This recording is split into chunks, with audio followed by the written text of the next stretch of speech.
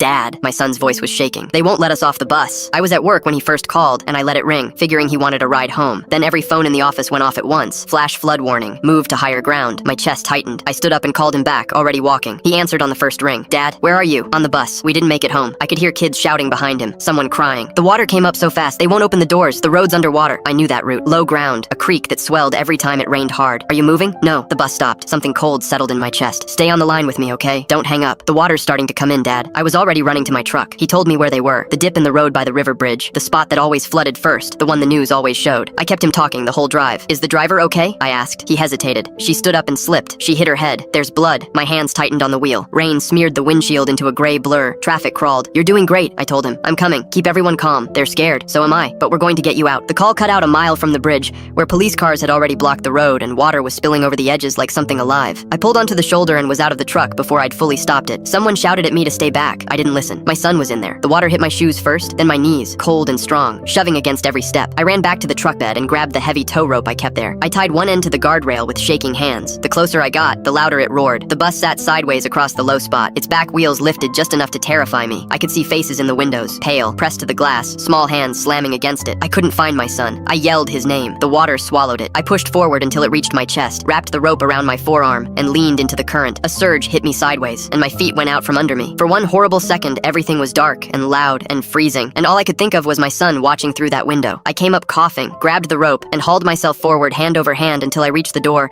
and slammed my palm against it. Someone forced it open from inside. Water rushed in. Kids screamed. I'm here, I shouted. I've got a rope. Everybody listen. And then I saw him, near the front, crouched low, one arm around a smaller kid sobbing into his shoulder. His face was streaked with tears, but his eyes went steady the second they found mine. Dad. I tied the rope to the metal railing inside. I told everyone to stay in their seats. I pointed at an older boy and told him to press his hoodie against the driver's head to slow the bleeding. Sirens were closing in now. Firefighters appeared at the far end of the bridge and sent another rope snaking across the water. We knotted them together, fast and tight. One by one, we moved the kids off the bus, hand to hand along the rope, fighting the current for every step. The water clawed at them. The ropes held. My legs felt like they were full of wet sand, but I kept going back. My son was last. He stood in the doorway and looked down at the brown water tearing past. I can't, he said, his voice breaking. I grabbed him under the arms and pulled him against my chest. You can. I've got you. I am not letting go. We stepped down together. The current slammed into us and my feet slid, but hands caught us from the far side. Firefighters hauling us up onto solid ground. Behind us, the bus shifted, metal groaning, and everyone froze. Then it settled. They'd gotten every single kid off. The driver made it too. Nobody was left behind. Sitting on the back of an ambulance later, a blanket around both of us. My son leaned his head against my shoulder and said quietly, I knew you'd come. Every time, I told him, no matter what's in the way. I've thought a lot about that day since. Not about the water. About the look on his face when he saw me in that doorway. The fear turning to something steadier. Because his dad had shown up. That's the whole job. You show up and you don't let go.